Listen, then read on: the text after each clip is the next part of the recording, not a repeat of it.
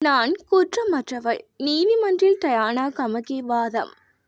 செல்லுபடியாகும் விசா இன்றி இலங்கையில் தங்கியிருந்தமை தொடர்பாக குற்றப்புலனாய்வு திணைக்களத்தினால் தாக்கல் செய்யப்பட்ட குற்றச்சாட்டுக்கு தாம் குற்றமற்றவர் என முன்னாள் இராஜாங்க அமைச்சர் டயானா கமகே தெரிவித்தார். குடிவரவு மற்றும் குடியகல்வு சட்டத்தின் கீழ் செல்லுபடியாகும் விசா இன்றி இலங்கையில் தங்கியிருந்தமை தொடர்பில் டயானா கமகே மீது குற்றச்சாட்டுகள் முன்வைக்கப்பட்டது. இந்த நிலையில் இன்று கொழும்பு நீதவான் நீதிமன்றில் முன்னிலையில் அவருக்கு அருகே சமர்ப்பிக்கப்பட்டுள்ள 7 குற்றப்பத்திரிகைகளை வாசித்ததன் பின்னர் டயானா கமகே இதனை குறிப்பிட்டார். அதனையடுத்து 7 குற்றப்பத்திரிகைகளையும் விசாரிக்க உத்தரவிட்ட நீதவான் குற்றப்பத்திரிகையின் சாட்சியங்களாக குறிப்பிடப்பட்டுள்ள 1 மற்றும் 13வது சாட்சிகளை எதிர்வரும் அக்டோபர் மாதம் 24ஆம் திகதி நீதிமன்றில் முன்னிலையாகுமாறு அழைப்பாணை அனுப்ப உத்தரவிட்டுள்ளார். எமது முடிவில் மாற்றமில்லை, அடித்து கூறுகிறார் காரியவசம். எதிர்வரும் ஜனாதிபதி தேர்தலில் பொதுஜன பெரமுன தனது சொந்த வேட்பாளரை நிறுத்தும் முடிவில் மாற்றமில்லை என்று அந்த கட்சியின் செயலாளர் சாகர காரியவசம் தெரிவித்துள்ளார். எங்கள் வேட்பாளரை வரும் நாட்களில் வெளிப்படுத்துவோம் என்றும் அவர் கூறினார். கொழும்பு ஊடகம் ஒன்றுக்கு கருத்து தெரிவிக்கும் போதே அவர் மேற்கண்டவாறு குறிப்பிட்டார்.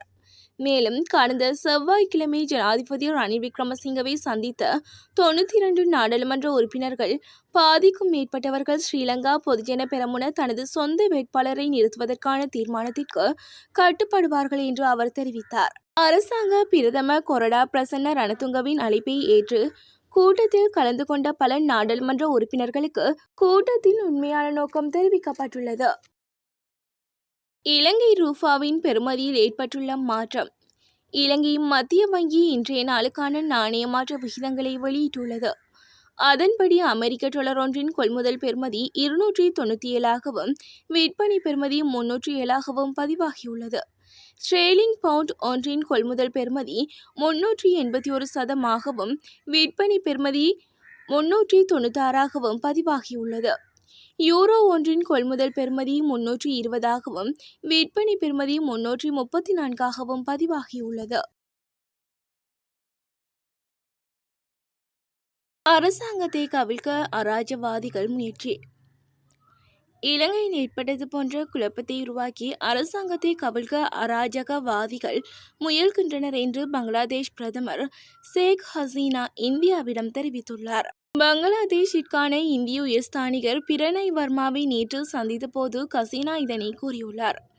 பங்களாதேஷில் கடந்த மாத ஆரம்பத்தில் இடஒதுக்கீட்டு கோரிக்கையை முன்வைத்து மாணவர்கள் நடத்திய போராட்டம் வன்முறையாக மாறியதில் சுமார் 150 பேர் வரை கொல்லப்பட்டனர்.